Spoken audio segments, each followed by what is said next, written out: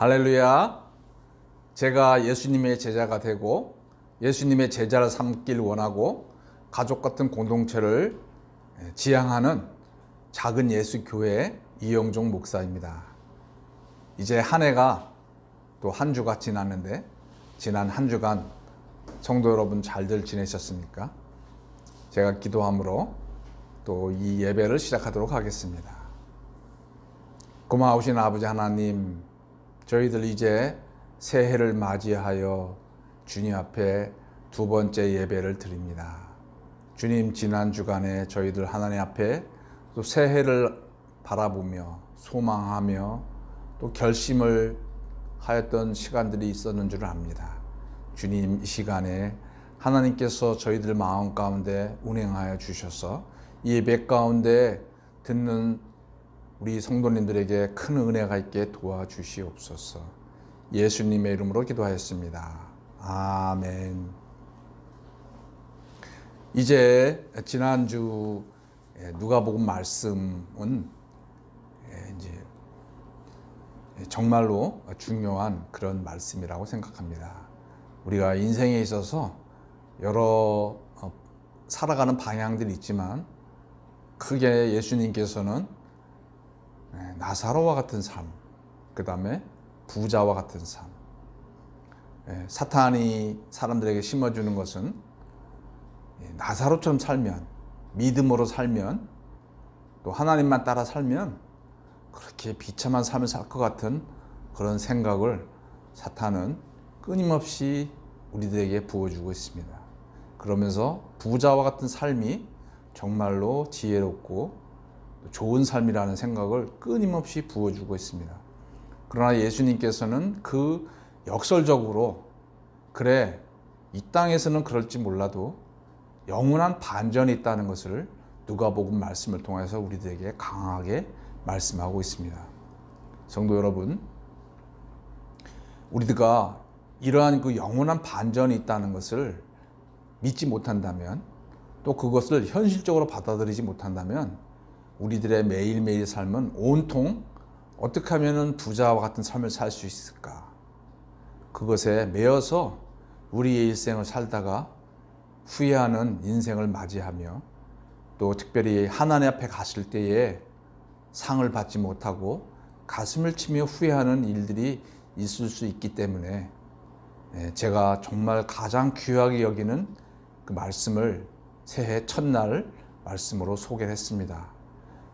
짧은 시간이었기 때문에 여기에 대한 충분한 배경 설명이나 그런 것들을 이야기하지 못한 것들이 있습니다. 그래서 혹시 이 설교에, 그 지난주 설교에 대해서 오해가 계시거나 또는 동의하지 못하는 분들도 계실 줄 압니다.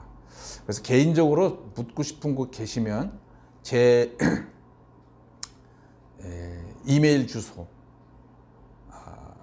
주소나 또는 연락처로 연락을 주시거나 아니면 이 블로그 댓글에 남기셔도 좋겠습니다. 그리하면은 제가 정성을 다해서 답변을 드리도록 하겠습니다. 오늘 말씀은 이제 계속적으로 앞으로 창세기 말씀을 가지고 또 믿음의 삶에 대한 여정을 떠나보도록 하겠습니다. 오늘은 창세기 24장 1절로 16절 말씀이 되겠습니다. 제가 낭독하도록 하겠습니다.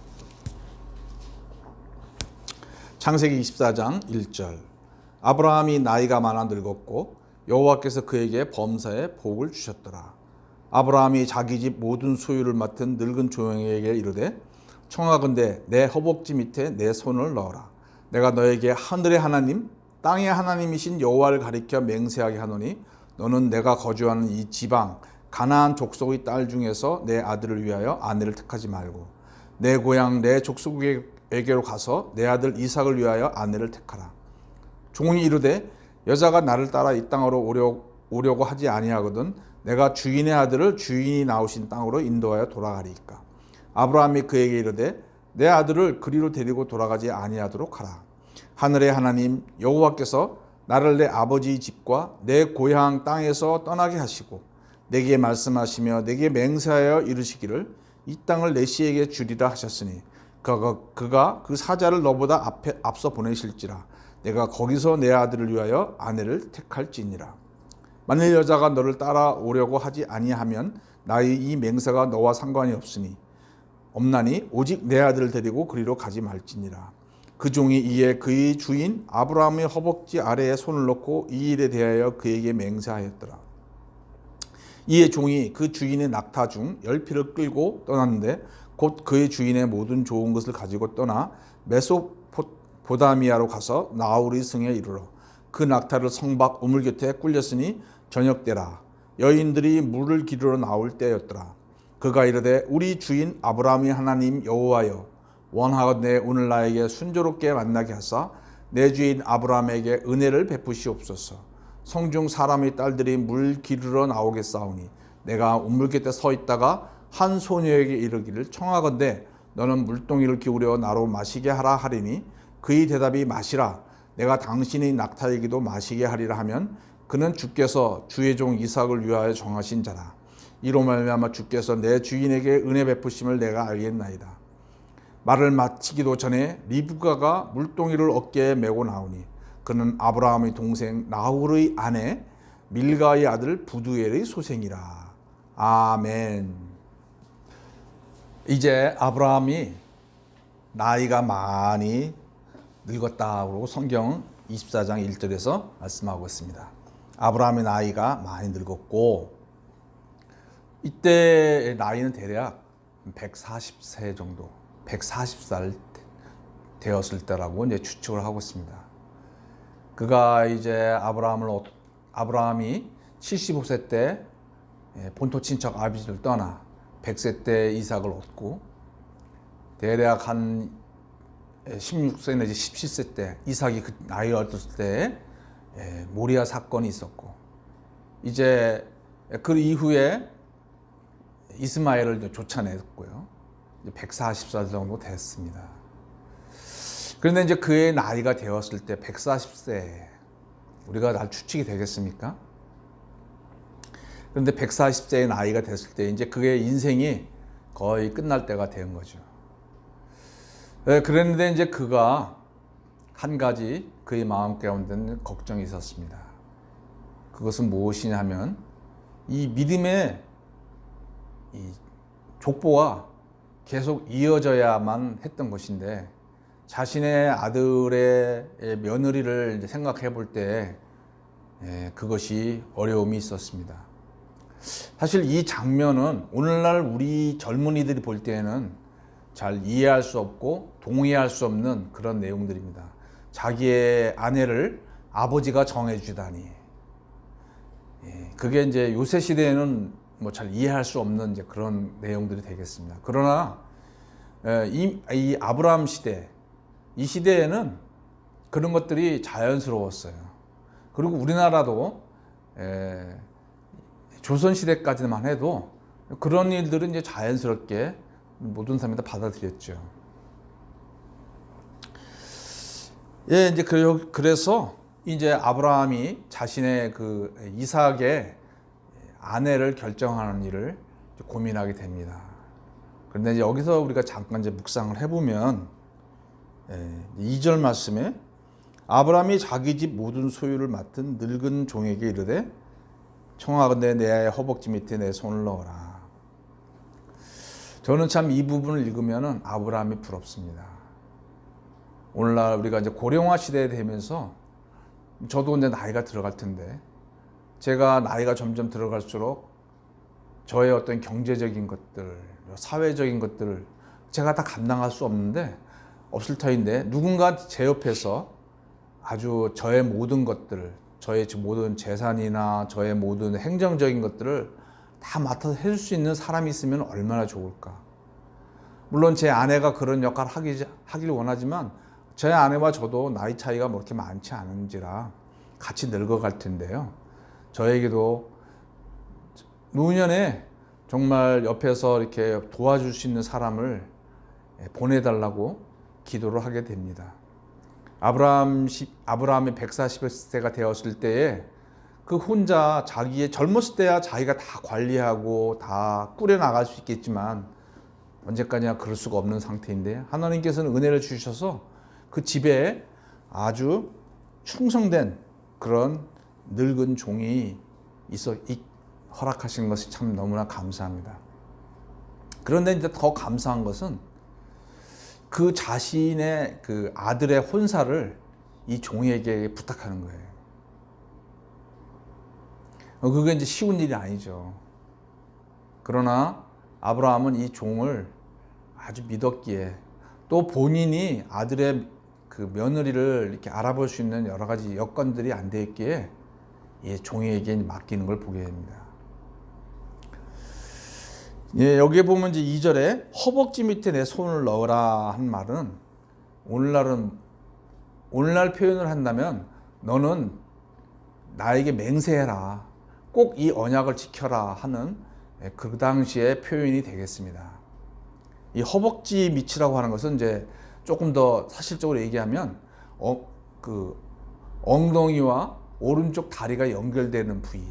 그래서 원어는 성기라고, 남자의 성기를 좀 더 직접적으로 말하고 있는 겁니다. 그래서 남자의 그 성기 밑에다가 손을 넣는 거예요. 그거는 그 시대에 굉장히 그 가까운, 그래서 만약에 네가 이 약속을 어긴다면 네 자손이 없을 거다, 네 자손이 다 끊어질 거다라는 그런 아주 엄숙한 맹세의 표현이라고 이해하시면 되겠습니다.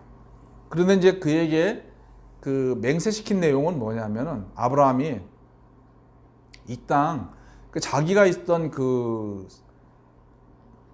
가나안 땅에 있는 여인을 취하지 말아라라고 얘기를 하는 겁니다. 그리고 오히려 이제 본토 친척에 있는 그곳에 가서 며느리를 얻어와라. 이제 자녀를 가진 그 부모들은, 이제 또 특별히 믿음의 부모들은 참 고민이 많죠. 우리 자녀가 어떻게 결혼을 하면 좋을까? 그러나 뭐 자녀가 뭐 내 마음대로 됩니까?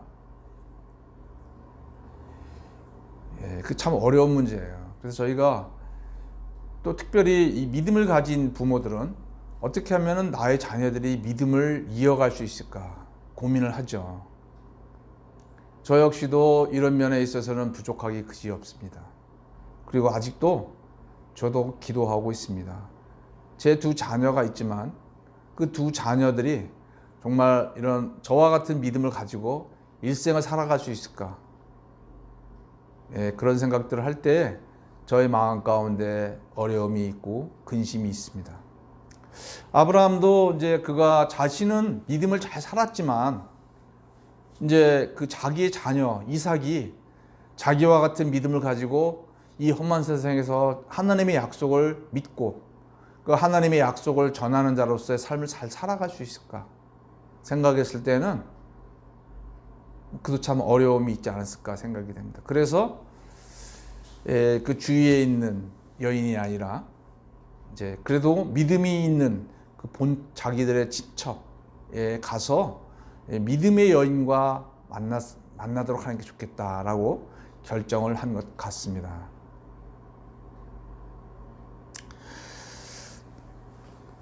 그래서 이제 그 종을 보냈어요. 근데 종도 이제 주인이 부탁했기 때문에 가긴 가는데, 그게 뭐 어떤 여자를 만나야 될지, 이게 그냥 뭐 그 남대문에 가서, 요새 말하면 남대문에 가서 이씨 찾는 거하고 똑같은 거예요. 그래서 이제 이 종도 가다가 주인 하나 앞에 기도를 합니다. 그래서 이제 나와 있는 것처럼 기도를 하는데, 그 기도 내용이 뭐냐, 어떤 여인에게 물을 달라고 했을 때 그 여인이 자기한테 물을 줄 뿐 아니라 데리고 간 낙타 10마리도 물을 주는 그런 여인을 만나게 해주십시오. 이건 참 그렇게 쉬운 게 아닙니다. 그런데 그런 기도를 마치자마자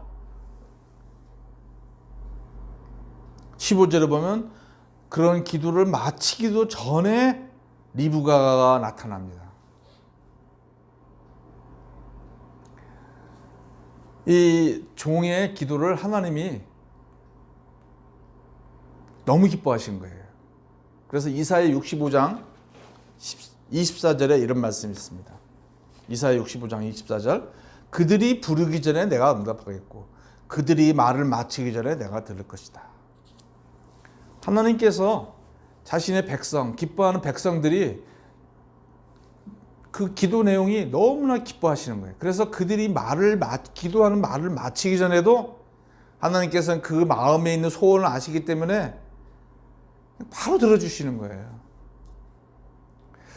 우리에게 기도 응답이 바로 되지 않는 이유 중에 하나는 우리의 기도가 하나님을 기쁘시게 하게 못하기 때문에 하나님께서는 그 기도를 어떻게 들어주셔야 될까 고민하기 때문에 바로바로 응답해 주지 못할 수도 있습니다.